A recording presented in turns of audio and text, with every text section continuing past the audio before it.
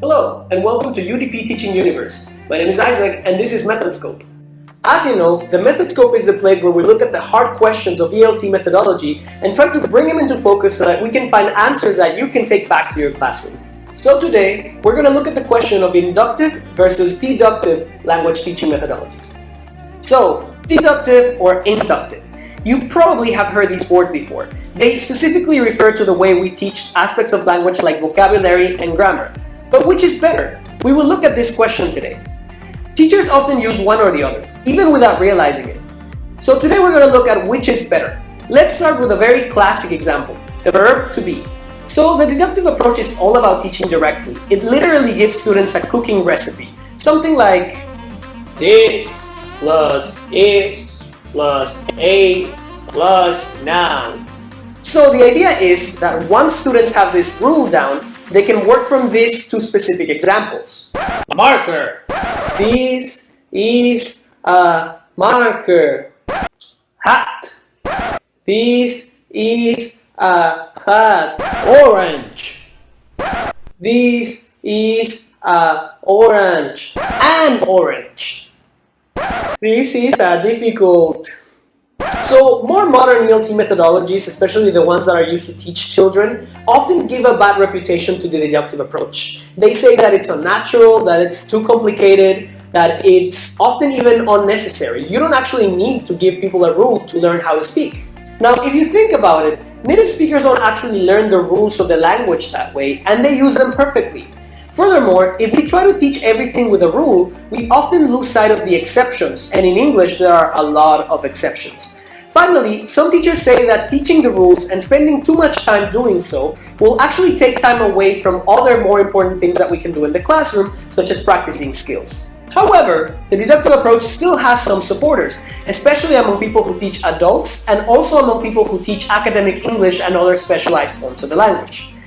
Furthermore, second language acquisition research tells us that when people are learning a second language, they are actually using what they know about the first language to guide themselves. And in those cases, when you're trying to compare the grammar of one language or the grammar of the other, you actually work better if you have a rule written down. So for those people, the deductive approach works wonders.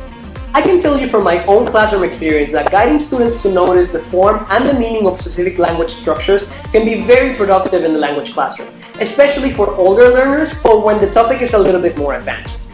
You can also say that having the rule written down somewhere is kind of like Dumbo's feather. You don't really need it to fly, but sure it does help boost your confidence. Now let's go with the inductive approach. The way that you do this inductively is that you give your learners a lot of examples and then let them figure out the rule. This is a marker. This is a potato. This is a banana. The idea is that if my students have seen this 1,000 times, I can just go to them and say, what is this? This is a tomato. Now, the inductive approach has many fans in the world of ELT and education in general. One reason why is because this is a very learner-centered approach. If you think about it, the one that's actually doing the hard work of thinking about language is the student. On the other hand, when it comes to actual learning of language, this is a more natural approach that doesn't force you to use math every time you try to use a new expression.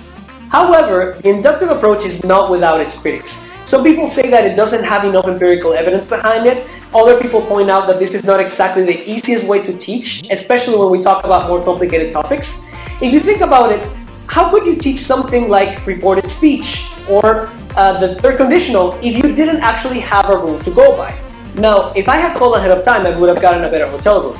If I had known that it would rain all week, I wouldn't have bought the tickets for Mexico City. And if I had done my research, I would have known that it rains in Mexico City all the time. Now, you go with your own example.